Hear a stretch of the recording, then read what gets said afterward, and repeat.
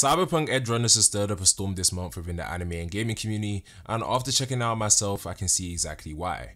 Now, what sets this anime apart for me from many other series is not its dystopian society, which is phenomenally integrated into the plot throughout the show and attached to its characters, or its amazing OST selection and animation which really immerses the viewer into the world and highlights the clear futuristic difference between the society and world we experience ourselves and this one of fiction, is the protagonist, David Martinez.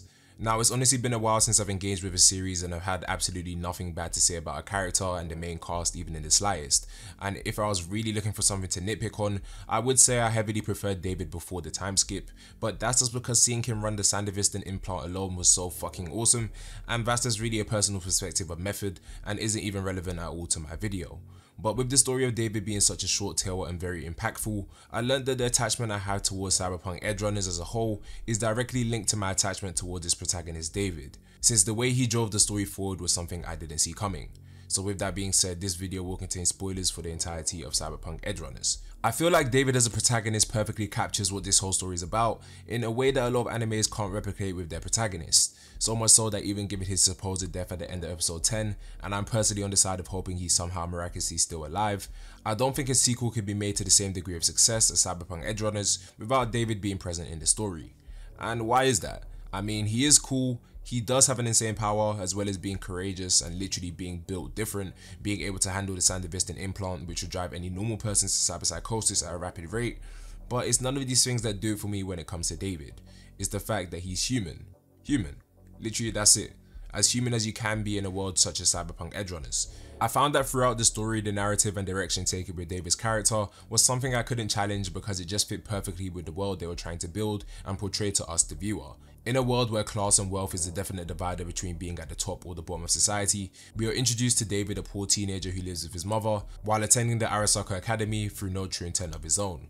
And needless to say, if you've watched the series, you will have noticed that the theme of acceptance is something heavily enforced during the show, especially when it's such a technologically advanced society where everything is controlled by a means outside of your own, and you simply have to deal with it. At the beginning of David's journey, we see his acceptance of his status, his life, and even his future.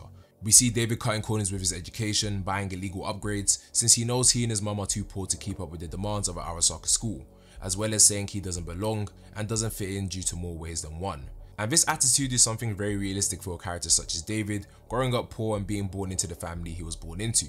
As the story progresses, we see the harsh reality of David's mother passing due to them not being able to afford a good subscription service for healthcare due to them being poor, which resulted in David and his mother being ignored despite being the victims of a drive-by shooting and a car crash, which is absolutely insane. And the crazy thing is that both of them could have come out of this alive if this world was just a bit more fair. We even see David asking to see his mother after the incident, only to be met by the cold response of the doctor saying visitation isn't a part of your package. And even after David's mother passes, although he's now all alone in the world, and you have scumbags like Katsuo taunting his late mother for trying to live outside her means, we don't see David shed a single tear. Because honestly, what would that even do for him in his situation? And the only time we do see him shed a tear in the story is when the one person he respected most succumbs to the inevitable insanity of cyberpsychosis, which would later knock on David's door at the end of the series despite his self-belief of being special or built different. And what makes this scene so interesting to me is that this emotion was only shown through David witnessing the end result of all the accumulated hardships of this world driving his friend and father figure in a way over the edge. But despite Main's death, David still grabs his severed arm and follows in the same path of self-destruction he did. That is guaranteed when constantly upgrading your techware. With this arguably being David's most low point in the series and so drastic that you think, if anything, this would have been what would have steered him in a different path to Main, he sees this and still follows down the path because, as he says at the end of the series, he's got nothing left. And he knows he can't just fight fate. Nothing's going to change for him, so why even bother? And probably the saddest but most human thing about David was his willingness to fight for others and live for others like Main and his mother. So much so to say that he never truly lived for himself. Especially given the fact I believed he accepted that this was the only way he could be in this life. So there's 3 interactions that were had with David throughout the show, and seeing them all come true was something that I felt was just as cruel as poetic for someone like David. First being Katsuo telling him, obviously not in a positive way, but your mother tried to live beyond her means and died, don't make the same mistake.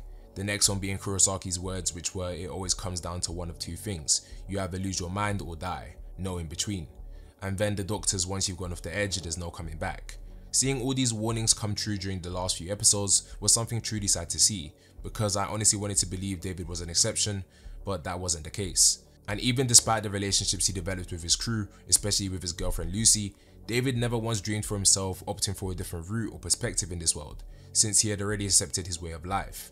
David really gave off the message of it being so hard to live for yourself that you almost have no choice but to live for others. And even with his descent into madness and his life coming to an end, his only wish was for Lucy to see her dream out for him. That was his dream.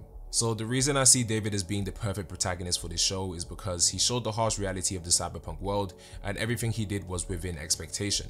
Yes, he was able to handle the sandevistan implant, but as Lucy said, he may be a bit more sturdy than others, but he's still human.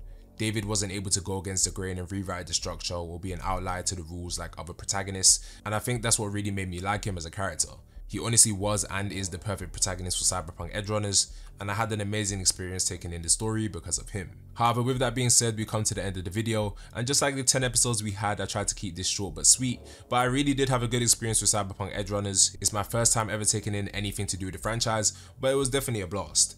And it would definitely be something I would recommend to people to watch if they somehow haven't already. And heck, I even enjoyed it so much, I'm probably going to check out some other video game anime adaptations after this, like Arcane for example. I've been putting it off since last year, but I think it's time to tap in now. But do make sure to subscribe to the channel if you enjoyed the video, and I'll see you guys in the next one.